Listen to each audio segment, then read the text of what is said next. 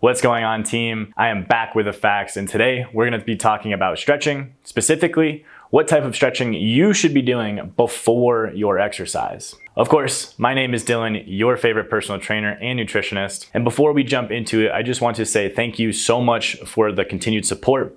I really appreciate it, and we are crushing these milestones together. Be sure to continue to like these videos and comment what you want to see in future videos, as well as, of course, subscribe with the notifications turned on, because I am so excited and so happy to continue to bring content like this to you guys, and I don't want you to miss out at all. Now, with all that said and out of the way, let's talk about stretching. Now, we know that stretching is good from increased flexibility, better muscular performance, more blood flow, less stress. We get it. Stretching is good and important. I won't take this time to bother you with another speech as to why you should be doing it, but I do want to talk about what type of stretching you should be doing before your workouts to get the most out of them. Now, first off, there are actually a couple different types of stretching. Each has its own purpose and own best time to be done. The two main and most recognizable types of stretching are static and dynamic. Now, the reason why I choose these two is because they're often confused as to which is better done before that exercise. So, of course, let's break it down. We'll start off with static stretching.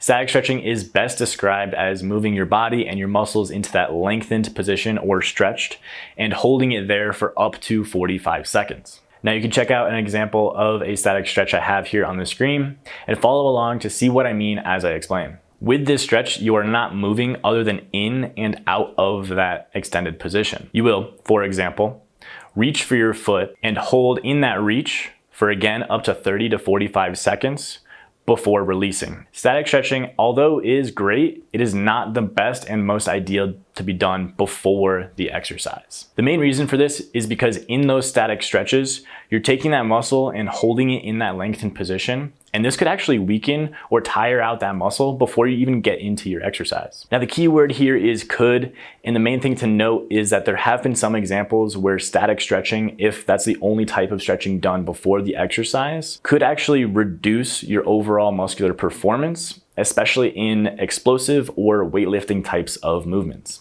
Now, again, I just want to say, as with all things fitness and nutrition, this does not mean you should just blanket statement not do static stretching at all. You can still incorporate a little bit of this static stretching in certain circumstances.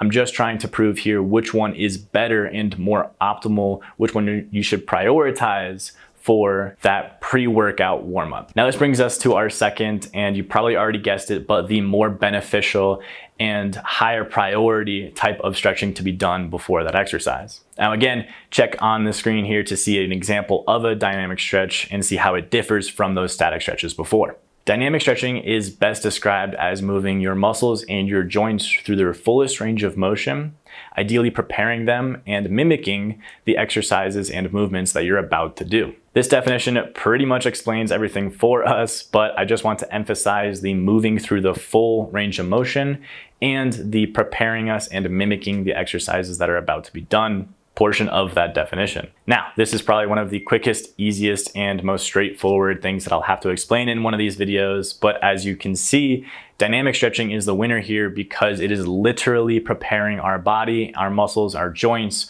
for the movements and the exercises that are about to be done. Unlike static stretching, here we are moving through the movement or movements that you're about to do in the exercise with no hold, allowing our body to go through that fullest range of motion with very little to no resistance and preparing us for, again, those movements that we're about to do. This has been proven to be the most beneficial type of stretching to be done before the exercise to, of course, increase muscular performance, reduce the risk of injury, and increase flexibility. Like I said before, we know that stretching is overall good, and I don't want anybody to leave this video thinking that you shouldn't do static stretching at all before the workout, or that you shouldn't do dynamic stretching at all after the workout. Fitness and nutrition is a lot of this gray area stuff, and you should never take one thing as completely bad or one thing as completely good. The point here was just to prove which one might be more beneficial for you before those exercises so that you can get the most out of each workout and really crush your fitness goals. As always, I hope you learned something, and if you did, be sure to give this video a like, comment what your favorite static or dynamic stretches are, or what you'd even like to see in some future videos. And of course, subscribe with those notifications turned on so you don't miss out as soon as I upload any new videos. Thanks, and of course, I'll see you soon, team. Peace.